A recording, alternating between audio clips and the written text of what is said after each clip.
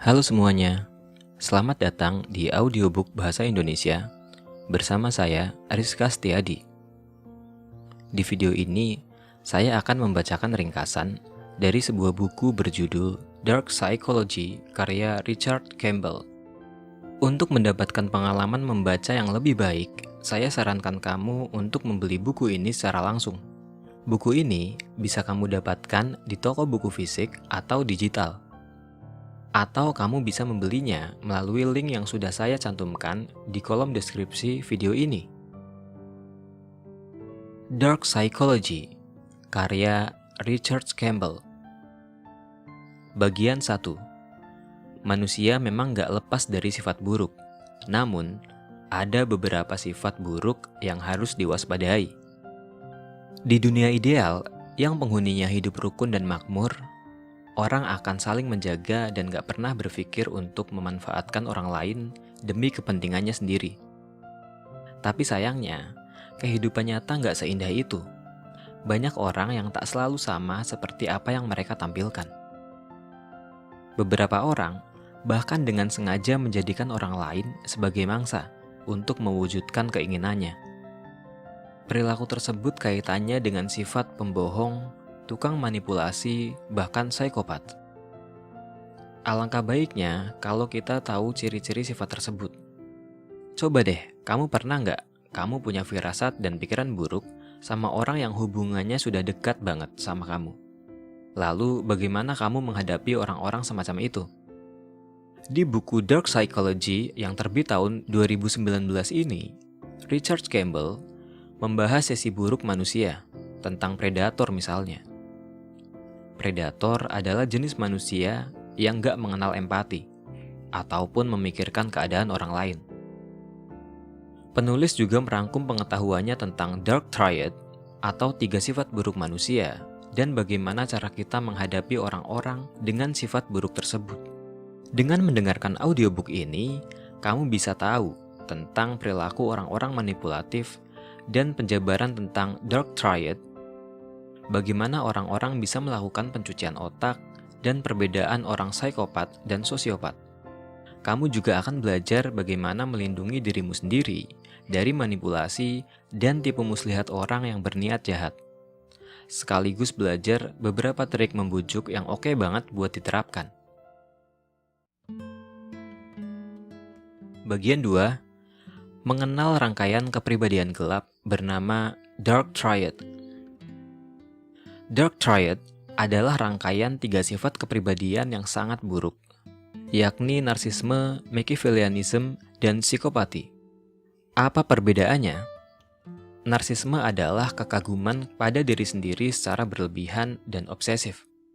Orang yang narsistik merasa lebih unggul daripada yang lain, dan seringkali merasa berhak mendapat segalanya. Mereka ingin menjadi pusat perhatian dan suka mengendalikan keputusan atau situasi. Mereka selalu menginginkan kesempurnaan, baik untuk diri atau untuk pasangan mereka. Mereka percaya kalau mereka punya hak atas kehidupan pribadimu. Jadi, mereka nggak mengenal konsep batasan privasi, dan mereka juga nggak mau menghormatimu. Mereka mengendalikan orang lain dengan tipu muslihat dan menyembunyikan niat utama mereka dengan berpura-pura peduli. Kemudian ada Machiavellianism. Orang yang menganut Machiavellianism, atau biasa disingkat MACH, akan menghalalkan segala cara untuk menang. Mereka nggak punya emosi dan lebih mementingkan kekuasaan, uang, dan kompetisi dibandingkan komunitas, keluarga, dan kasih sayang. Orang-orang ini benci banget sama peraturan, dan mereka sangat bisa sukses dalam bisnis yang berkaitan dengan membohongi klien demi keuntungan. Mereka sangat oportunis, susah didekati secara emosional, dan cenderung sangat aktif dalam hal seksual, terutama dengan orang yang gak begitu mereka kenal. Mereka ingin ditakuti dan dihormati, bukan dicintai. Terakhir, ada psikopati. Psikopati pada dasarnya gak memiliki kepekaan terhadap orang lain. Para psikopat adalah orang yang berani, gak punya rasa takut, impulsif, dan kejam. Mereka cenderung suka mengambil resiko dan gak begitu punya tujuan jangka panjang. Mereka hidup dengan masa sekarang dan seringkali takut akan komitmen. Tes Dark Triad dilakukan untuk mengukur nilai ketiga perilaku ini pada diri seseorang.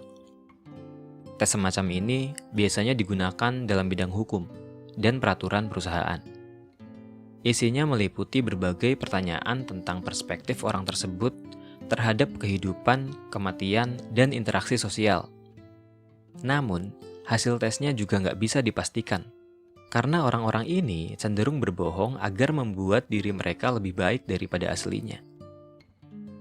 Tokoh terkenal yang memiliki kepribadian Dark Triad misalnya, Alexander Agung, yang merasa dirinya adalah putra dewa Zeus, dan memerintahkan para tentara untuk berperang hanya demi kemenangannya sendiri. Contoh lainnya yaitu Adolf Hitler. Dia percaya kalau rasnya adalah manusia yang lebih unggul. Dia juga nggak punya empati untuk orang-orang yang dia bunuh. Bagian 3. Pencucian otak sebagai teknik manipulasi manusia. Pencucian otak adalah salah satu alat pengaruh sosial terbesar. Teknik ini sering banget dipakai oleh tokoh-tokoh politik dan agama yang berusaha menarik orang-orang yang naif dan mudah diatur. Tujuan pencucian otak adalah melepaskan identitas korban, sehingga mereka mudah dihasut. Pencucian otak dilakukan dalam 3 tahap utama. Predator pencuci otak memulai aslinya dengan membuat para korban ragu akan identitas mereka sendiri. Biasanya, mereka melakukannya dengan membuat korban merasa bersalah, dengan berpikir bahwa mereka nggak cukup baik. Lalu korban akan mengkhianati diri sendiri, dan puncaknya, mereka kehilangan kesetiaan pada orang yang dicintainya, dan membuat mereka merasa sebagai orang jahat. Pada tahap pencucian otak, korban akan merasa butuh untuk membebaskan diri. Saat inilah predator masuk, dengan menawarkan kebaikan dan bantuan, sehingga korban ingin membalas budi. Sebagai upaya penebusan, korban akan diperkenalkan dengan keyakinan alternatif. Akibatnya, keyakinan mereka yang sebelumnya akan hilang dan tergantikan. Pada tahap akhir, korban akan melakukan apapun untuk menyenangkan si mesin pencuci otak. Mereka senang dengan identitas baru mereka dan tidak merindukan identitas lamanya. Bahkan seringkali, mereka benar-benar sudah terputus dengan kehidupan lama mereka, sehingga sulit meyakinkan mereka sebagai korban pencucian otak. Yang membuat orang rentan dicuci otak adalah lemahnya keyakinan mereka akan identitas. Selain itu, ketiadaan pendukung dalam hidup juga bisa menjadi faktor. Anak yang terlantar misalnya, secara otomatis menempel dengan orang yang pertama kali menunjukkan ketertarikan kepadanya. Jadi, gimana dong supaya kita nggak kena cuci otak? Kamu harus tahu segala kerentananmu. Jangan percaya dengan produk atau tokoh yang terlalu digembor-gemborkan. Waspada juga dengan pikiran kelompok dan tekanan dari teman sebaya. Nggak usah takut kalau kamu nggak setuju dengan orang lain. Dan jangan takut juga untuk menyuarakan pendapatmu. Bagian 4. Hipnosis sebagai trik pengendalian pikiran seseorang. Hipnosis adalah bentuk manipulasi yang mengarahkan pikiran seseorang ke dalam. Hipnosis merusak pikiran kritis. Itulah kenapa orang yang dalam pengaruh hipnosis bisa menjawab pertanyaan dengan lebih gampang. Sebenarnya, kejadian semacam ini lumayan sering terjadi di kehidupan sehari-hari kita. Misalnya, pas kamu lagi baca buku, sampai-sampai kamu gak sadar dengan waktu atau lingkungan sekitarmu. Hipnosis pada diri sendiri biasa terjadi pada anak-anak, seniman, dan atlet, karena mereka cenderung melepaskan diri dari pikiran sadar mereka dan berfokus pada tugas di depan mata. Kalau kamu mau mencoba menghipnotis orang tanpa ketahuan, kamu harus menjalin hubungan yang erat dulu dengan mereka. Kalau sudah, coba kamu buang pola yang sudah familiar dari kehidupan mereka. Misalnya, tiba-tiba kamu gak lagi mengucapkan selamat tinggal pada pasanganmu sebelum berangkat kerja. Hal seperti itu akan membuat mereka terkejut. Lalu kamu akan memiliki celah untuk bertanya hal apapun pada mereka. Kamu juga bisa menggunakan efek Zeigarnik. yaitu orang akan lebih mudah mengingat pekerjaan yang belum selesai dibandingkan pekerjaan yang sudah tuntas. Misalnya lagi, kamu sedang menceritakan kisah yang seru ke seseorang, tapi di tengah-tengah cerita, kamu berhenti sebentar dan menanyakan sesuatu tentang mereka. Mereka akan terfokus untuk mengetahui kelanjutan ceritanya dan gak begitu memperhatikan apa yang kamu tanyakan. Mengatakan hal-hal ambigu kepada seseorang juga akan membuat mereka bertanya-tanya, apa sebenarnya yang kamu maksud? Salah satunya saat memberi perintah.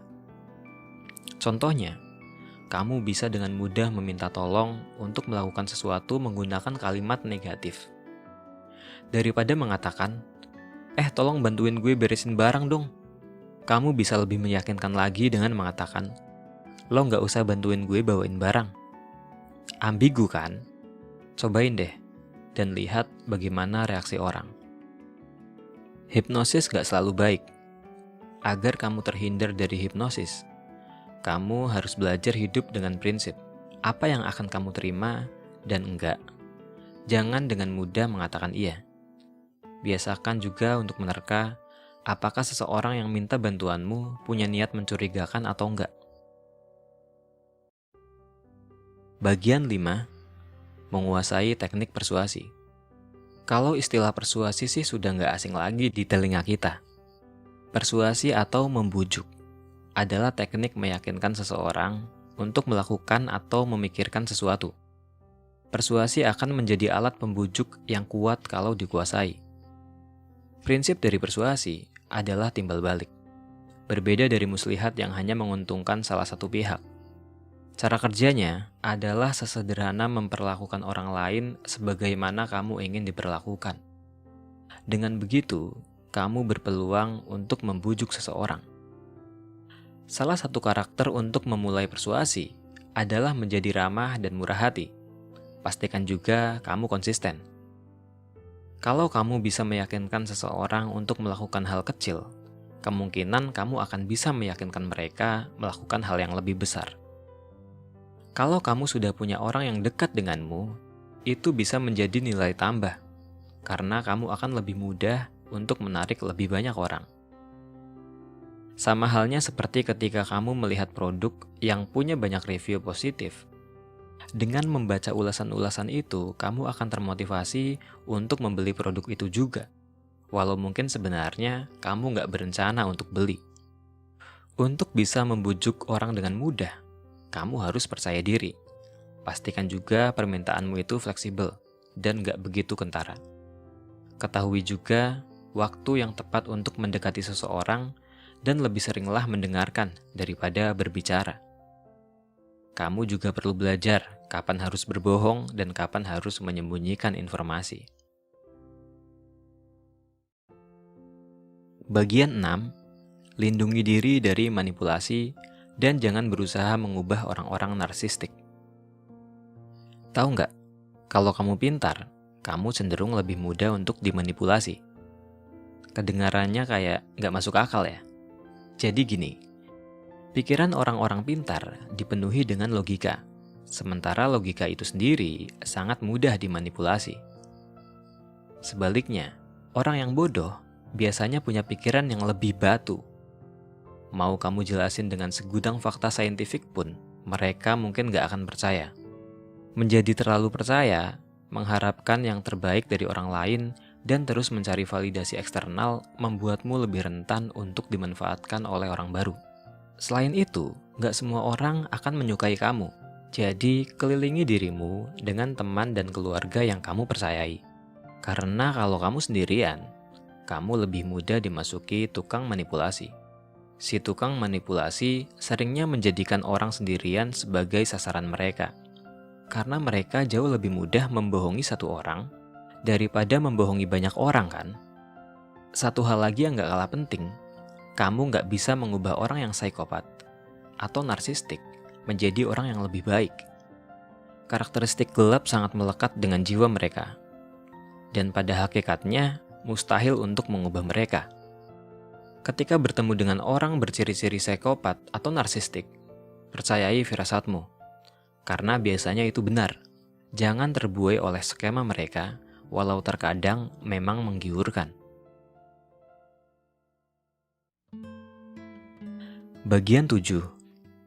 Psikopat dan sosiopat adalah dua tipe berbeda. Beberapa orang berpikir kalau psikopat dan sosiopat itu sama. Namun sebenarnya, konon, sosiopati adalah kelainan yang nggak begitu parah jika dibandingkan dengan psikopat. Sosiopat punya nurani yang lemah dan seringkali impulsif. Sementara psikopat sama sekali nggak punya nurani dan suka memperhitungkan segala sesuatu. Psikopat umumnya adalah bawaan lahir, sementara kepribadian sosiopat terbentuk karena keadaan lingkungan. Pemikiran bahwa cuma cowok yang bisa jadi psikopat adalah salah kaprah. Psikopat ada juga yang perempuan. Dalam aksinya, psikopat perempuan cenderung menggunakan rayuan seksual daripada kekerasan. Psikopat adalah pencari sensasi, dan psikopati adalah kelainan kepribadian yang nggak bisa disembuhkan. Kamu nggak akan bisa mengubah seseorang yang memiliki dark triad yang tinggi hanya dengan menghujaninya dengan cinta dan kasih sayang. Usahamu itu nggak akan mempan. Bagian 8. Menciptakan ruang yang aman bagi anak agar terhindar dari dark triad. Kalau kamu adalah orang tua, kamu wajib melindungi anak-anakmu dari orang-orang dengan kepribadian dark triad yang bisa saja mereka temui. Inilah kenapa kamu harus menciptakan rumah sebagai ruang aman bagi anak-anakmu dan menjauhkan mereka dari bully. Selalu waspada pada apapun yang bisa diakses oleh anakmu. Juga selalu awasi siapa yang ditonton anak atau siapa yang mereka ajak bicara. Sebab kepribadian dark triad seringkali menarget lewat virtual, ataupun tempat-tempat umum seperti taman dan mall. Salah satu pembahasan dalam buku ini adalah tentang predator. Orang jenis ini cenderung punya kepribadian menarik, dan bisa mengatasi segala interaksi sosial dengan mudah. Predator akan membuatmu merasa spesial dan didengar. Padahal aslinya, mereka melakukan itu sambil berusaha menggali informasi tentang kehidupanmu. Biasanya, predator gampang banget berbaur dengan orang lain. Kejahatannya juga jarang terendus. Makanya, setiap kali ada berita pembunuhan, pasti ada saja kan beberapa orang yang berkomentar kalau pelaku adalah teman yang baik atau tetangga yang ramah. Mereka juga berusaha menjadi orang yang baik dan dermawan. Mereka merasa berhak mendapatkan segalanya dan selalu mencoba meraih semua yang diinginkan, nggak peduli apapun bayarannya. Mereka juga memusuhi siapa saja yang menurut mereka lebih baik dari mereka. Mereka biasanya orang yang suka banget ngatur dan selalu berusaha untuk bisa terlibat dalam berbagai situasi. Selain itu, mereka paling ogah mengaku salah. Yang ada, mereka malah menyalahkan orang lain atas perbuatan mereka dan membuat seolah-olah mereka korbannya. Untuk melindungi dirimu dari predator, kamu harus familiar dengan kelemahanmu sendiri, karena kelemahan itulah yang mereka incar.